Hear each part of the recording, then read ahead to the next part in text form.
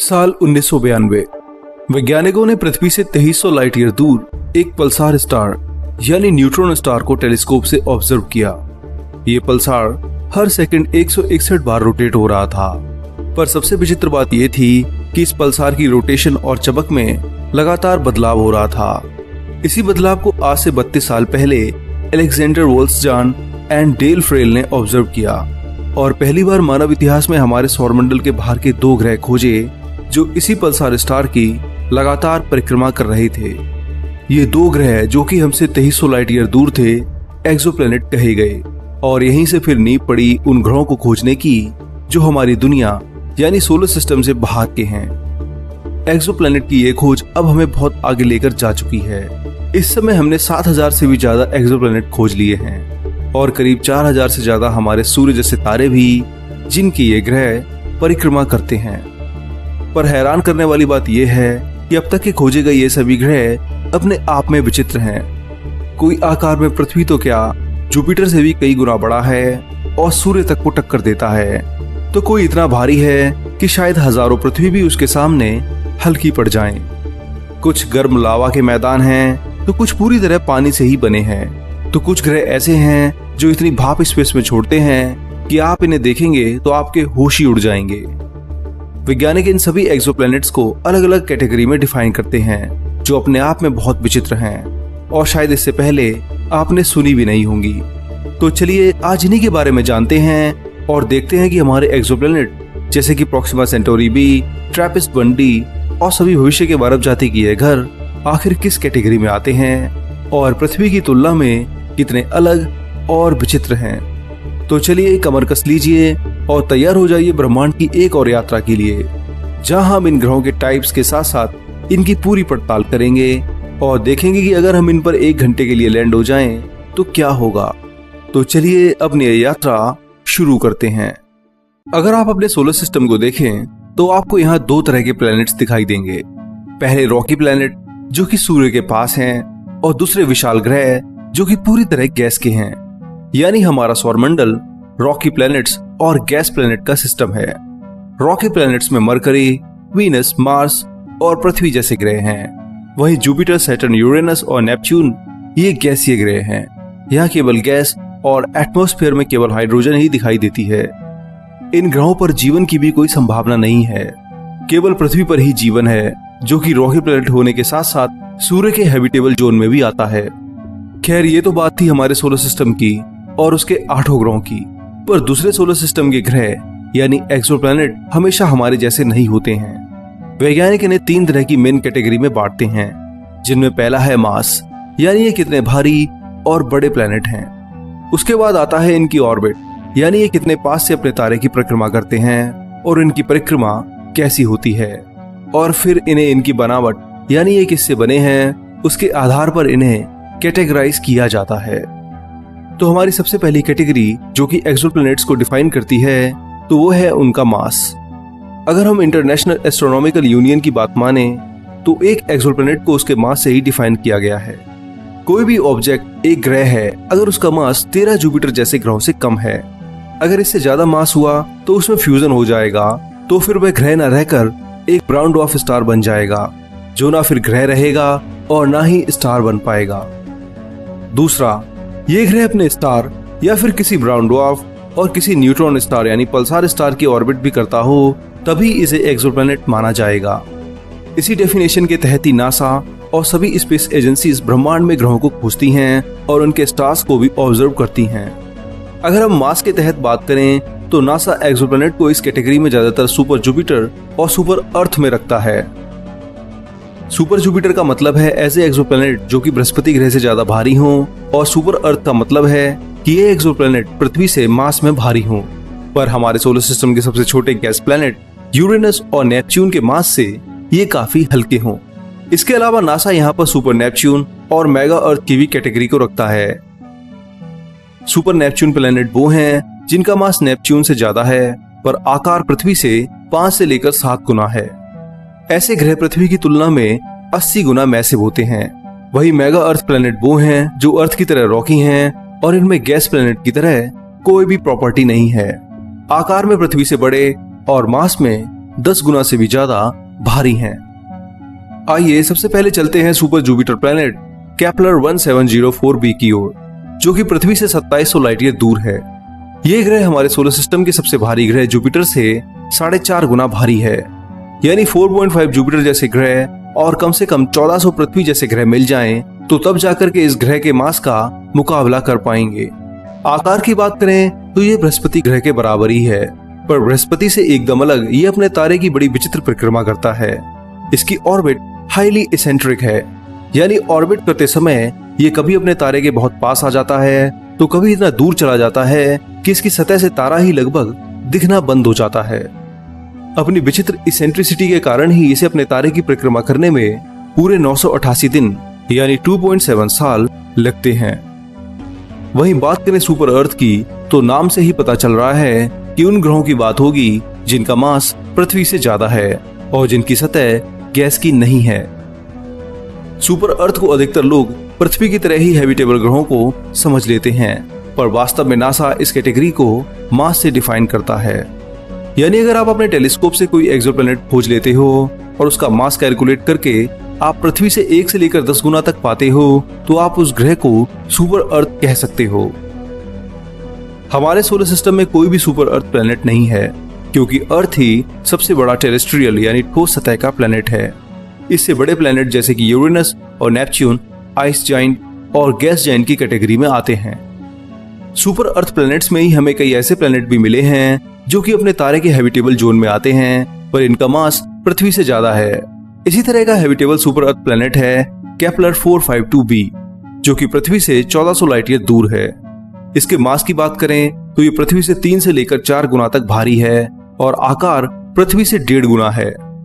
वैज्ञानिक इस आधार पर इसे सुपर अर्थ प्लैनेट मानते हैं, पर इतना भारी और बड़ा होने के कारण इसकी सरफेस ग्रेविटी पृथ्वी से 2 गुना है। यानी जहां पृथ्वी पर आपको जितनी ग्रेविटी फोर्स महसूस होती है, तो इस ग्रह पर अगर आप आ जाएं तो आपको लगेगा कि आपने अपने वजन के बराबर ही कोई आदमी उठा रखा है। यहाँ आपका वेट 2 गुना हो जाएगा, जिस कारण आपको चलने में बहुत दिक्कत होगी। खैर, अगर हम सरफेस ग्रेविटी को इग्नोर कर दें तो इस ग्रह पर जीवन के काफी चांस हैं। ये पृथ्वी की तरह ही अपने सूर्य की परिक्रमा करता है।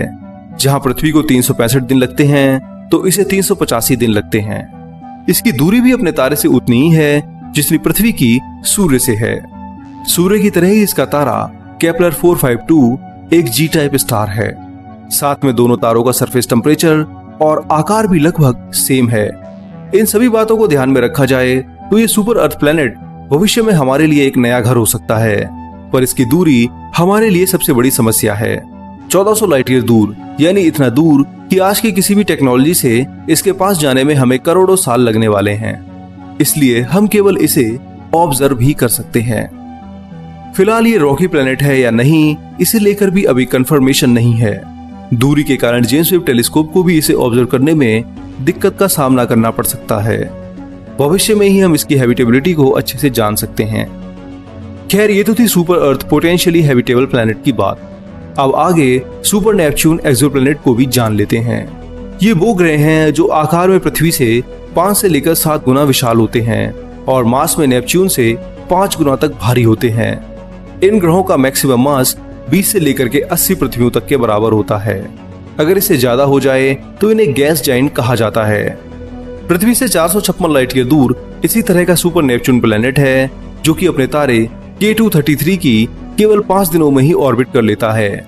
K233b नाम का यह ग्रह अब तक का खोजा गया सबसे यंग प्लैनेट है और इसकी उम्र केवल 93 लाख साल है, जो कि कॉस्मिक स्केल पर बहुत कम मानी जाती है। वहीं पृथ्वी की उम्र 450 करोड़ साल है। उम्र की तुलना करें तो अगर K233b को आप 1 महीने का मानो तो इस आधार पर पृथ्वी इससे 40 साल बड़ी है। इसी से आप देख सकते हैं कि यह ग्रह कितना यंग है। आकार यानी रेडियस में यह पृथ्वी से 5 गुना बड़ा है और नेपच्यून से 1.3 टाइम्स बड़ा है। इसी आकार और मास के कारण इसे सुपर नेपच्यून की कैटेगरी में डिफाइन किया गया है। वहीं आइए अब मेगा अर्थ प्लैनेट की ओर चलते हैं, जो कि सुपर अर्थ प्लैनेट से अलग हैं। ये सुपर अर्थ से मास में भारी होते हैं और आकार में पृथ्वी और नेपच्यून ग्रह के बीच में आते हैं। इसी तरह का एक ग्रह केपलर टेलीस्कोप ने पृथ्वी से 608 लाइट ईयर दूर खोजा है। केपलर 10c नाम का यह ग्रह पृथ्वी से 8 गुना मैसिव है और अपने तारे की परिक्रमा 45 दिनों में कर लेता है। इसका तारा केपलर 10 आकार में सूर्य के बराबर है, पर उससे थोड़ा ठंडा है।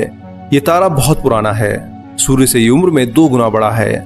जहां सूर्य 460 करोड़ साल पहले जन्मा, तो इस तारे की उम्र अभी 1100 करोड़ साल है। इतने पुराने तारे होने के पीछे का कारण है इसका मेटल पुअर स्टार होना, यानी कि इस स्टार में हाइड्रोजन और हीलियम के अलावा दूसरे भारी मेटल बहुत ही कम बनते हैं। इसलिए तारा लगभग 11 अरब साल से इस ब्रह्मांड में अभी भी जीवित है। हमारा सूर्य शायद यहाँ तक ना पहुंचे और रेड जायंट स्टार बनकर सुपरनोवा धमाका करके व्हाइट ड्वार्फ स्टार में बदल जाए। खैर, ये तो थी सुपर जुपिटर, सुपर अर्थ, सुपर नेपच्यून और मेगा अर्थ प्लैनेट्स की बात, जो कि अपने अपने मास के आधार पर नासा ने अलग अलग कैटेगरी में रखे हैं। मास के अलावा भी नासा एक्सोप्लैनेट्स को ऑर्बिट और उनकी कंपोजिशन के पैटर्न पर भी कैटेगराइज करता है, जिसे जानना भी आपके लिए जरूरी है। तो चलिए जल्दी से इन प्लैनेट्स के बारे में भी जान लेते हैं। नासा ने प्लैनेट्स को उनकी ऑर्बिट के आधार पर भी कई कैटेगरीज में डिफाइन किया है। अगर कोई प्लैनेट जो कि मास में जुपिटर के बराबर और भारी है और अपने स्टार की पृथ्वी और सूर्य की आधी दूरी से भी कम दूरी से परिक्रमा कर रहा है, तो उसे हॉट जुपिटर प्लैनेट कहा जाता है। ऐसे ग्रहों का सरफेस टेम्परेचर बहुत ही ज्यादा हो जाता है। एक तो आकार में विशाल और अपने तारों के बहुत पास होने के कारण ये एक्सोप्लैनेट इतने गर्म हो जाते हैं कि कई तारों को भी पीछे छोड़ देते हैं। ऐसा ही एक ग्रह है जो कि पृथ्वी से 486 लाइट ईयर दूर है। TOI 1431b नाम का ये ग्रह अपने तारे से केवल 69 लाख किलोमीटर की दूरी पर परिक्रमा करता है, जो कि मरकरी यानी बुध ग्रह की दूरी से भी 10 गुना कम है।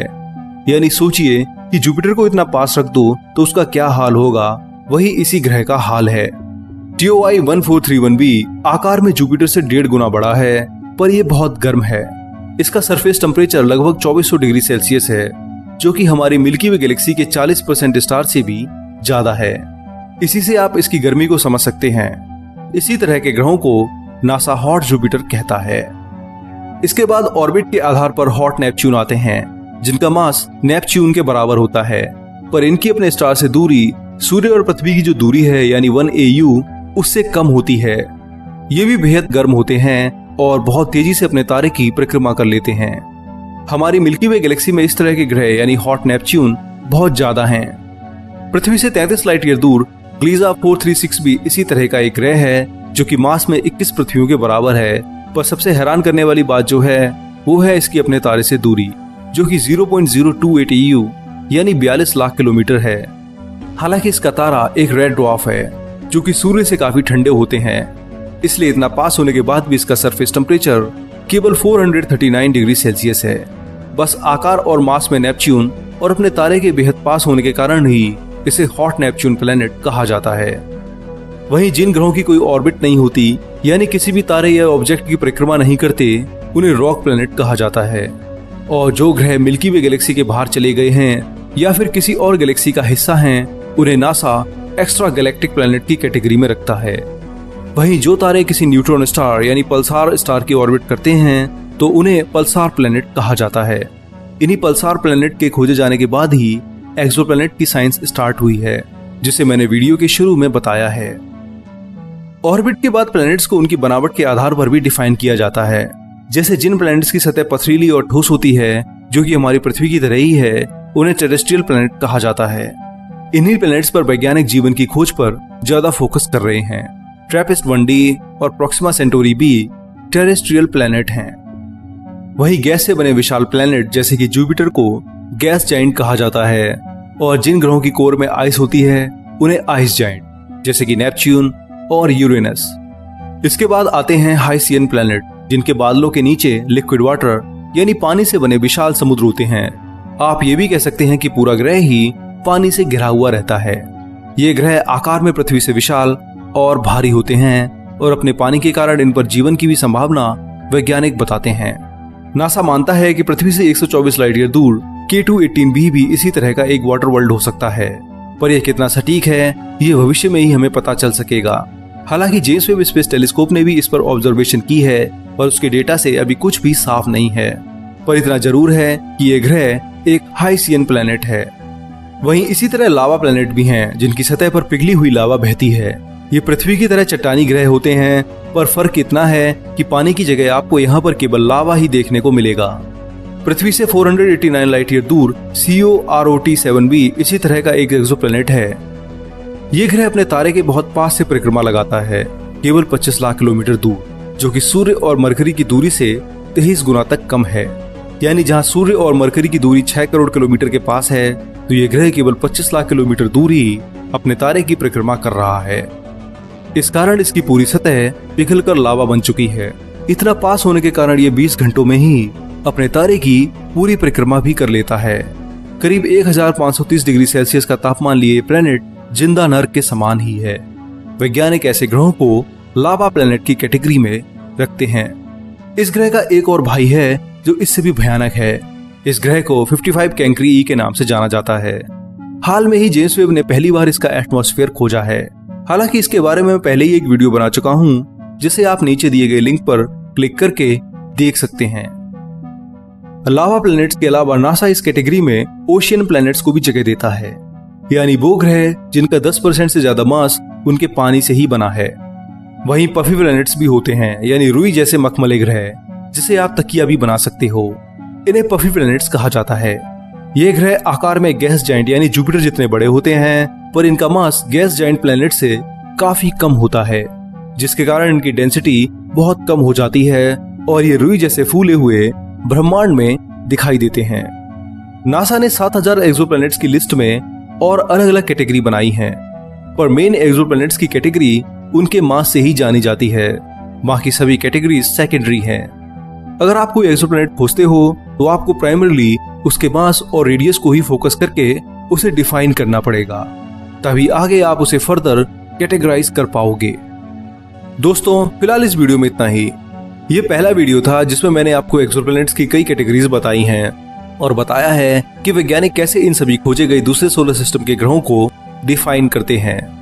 ये ग्रह कई तरीके के हैं। कोई जुपिटर से बड़ा है तो कोई पृथ्वी की तरह होते हुए उससे कई गुना भारी है। कोई जुपिटर से विशाल होते हुए भी इतना हल्का है कि रुई की तरह दिखाई देता है। तो कोई जलते हुए लावा का नर्क है। तो कोई ग्रह ऐसा है जिसमें पानी के अलावा आपको कुछ और बड़ी मुश्किल से ही दिखाई दे। हमारे ब्रह्मांड में बहुत तरह के ग्रह हैं और किस ग्रह में हमें कब जीवन खोजने को मिल जाए कोई नहीं जानता है। बस हमें भविष्य पर छोड़ देना चाहिए कि आगे क्या होगा। अगर आपको ये वीडियो और मेरी मेहनत अच्छी लगी है तो इस वीडियो पर खुलकर कमेंट कीजिए और इसे शेयर भी कीजिए। इसके साथ साथ साइंस की अधिक जानकारी के लिए और करीब से